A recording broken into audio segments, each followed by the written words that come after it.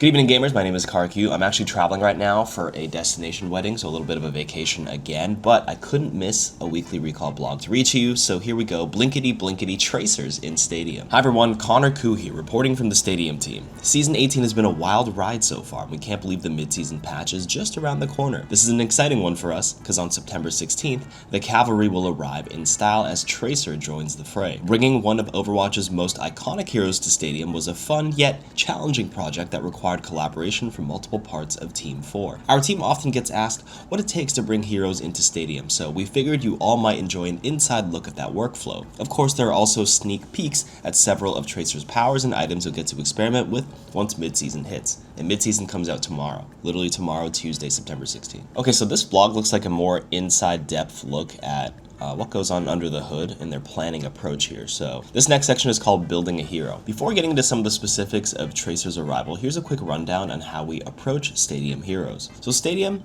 is a team game, even when it comes to doing our jobs. Bringing a hero to the roster involves tons of Team 4 squads like the art team, sound department, system designers, and VFX. When adding any hero to Stadium, we don't jump directly into coding, flashy effects, or wild powers right away. The process of bringing any character from the core game into Stadium starts out on paper. Our game designers will then map out what we call archetypes to guide them through the process of building or developing builds for each hero. If we're planning around a damage hero, for example, we might plan one archetype that gives them a tanky, durable feel, and another that makes them more supportive and lighter on their feet. So here's a little picture of Tracer archetypes they've thought of: dash punch combos, AP mini pulse bombs, weapon good timing pays, recall tank version, or support Tracer. This ensures we're not inadvertently putting all of our proverbial eggs into a basket full of powers and items that overlap or contradict one another. From there, we fill out specifics and pitch our initial ideas to the team. Once prototypes for a hero and their Stadium-specific stats, powers, and items are ready, we get to the real fun: initiating playtest. Initial playtesting. The Stadium team playtests a lot, but at this stage it's crucial for us to involve a variety of folks on the Overwatch 2 team to see how a hero feels in the hands of different players. For example, we didn't only want Tracer enthusiasts testing her Stadium build. We wanted testers who didn't have much experience playing her to join up as well. You know, they should hire me because I'm a certified Tracist. I'm very Tracist. You can cancel me for that. I will give them a very different opinion. I hate Tracer in the main game, so I'd be very strongly advocating to not making her too powerful, but that's not good. I'm a little biased in that sense. I joke. We aim to create builds that let experienced Tracer players shine, but also try to find options that would excite players who don't normally play Tracer in the hopes that they'd still feel impactful within a match. We then iterate based on feedback and head to the next stage, calling in the coworker cavalry. Visual clarity and gameplay language is extremely important in any PvP experience, so we have to carefully balance our love of flashy abilities with the greater good of Stadium intelligibility. So for Stadium specifically, we also spend a lot of time creating clear and concise tooltips that you can understand powers and abilities quickly during the armory phase and beyond. Now, once everything gets tuned up, we invite even more members of Team 4 to playtest the next set of heroes coming to Stadium. Getting to farm our coworkers for the greater good is fun, but their feedback is vitally important so we can fix up pain points, spot early bugs, and get everything ready to send out to you. This was so PR friendly. They should have reversed that and said, it's important to play with our coworkers so we can fix up pain points, and most importantly, farm our coworkers. That would have hit a little harder. Well, this is kind of cool, actually. Look at this visual down here. Tracer time is the next subheading. In bringing Tracer to Stadium, expanding on her hero fantasy full of thematic hooks like time bending and confident speed was a huge priority for us. Tracer can be a lethal damage dealer in the core game, and we had plenty of ideas to embody that playstyle in Stadium. But we also tried to think outside the usual limits of her time-based abilities to make them more supportive for allies and even more disruptive for enemies. Our push towards creativity led to a few wacky ideas that actually made the cut after extensive playtesting and iteration. So, one of the Tracer's powers you'll see tomorrow is called Temporal, and is one of those ideas.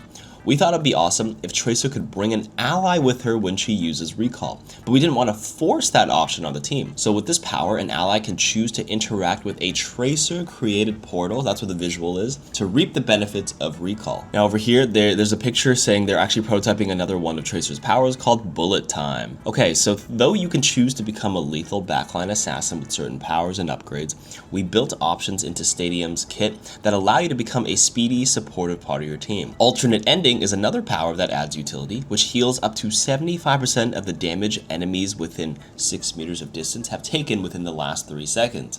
We feel this fits Tracer's lore and tendency to be the last second clutch player a team needs to avoid certain destruction. And as a bonus, we always try to embed some education in our iterations of heroes, and Tracer is no different. So Quantum Clip increases the clip's max ammo and gives weapon lifesteal rewards when you use blink as you reload. High-level Tracer players already know how to blink or know to blink while reloading, but we want to give newer players an opportunity to learn that skill in Stadium and hopefully take it with them to find even more success in core modes.